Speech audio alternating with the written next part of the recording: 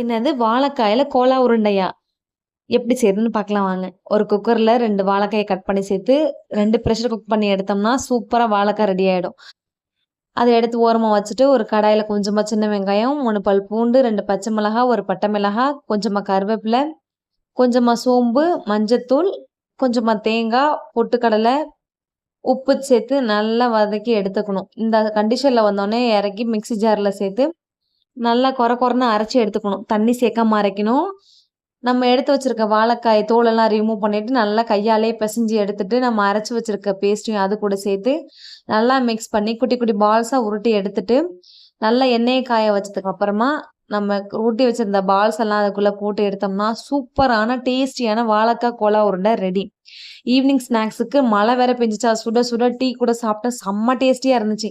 தம்பிங்க ரொம்ப லைக் பண்ணி சாப்பிட்டாங்க. ட்ரை பண்ணி பார்த்துட்டு மறக்காம கமெண்ட் பண்ணுங்க. நாளைக்கு ஒரு வீடியோல பார்க்கலாம். பாய்.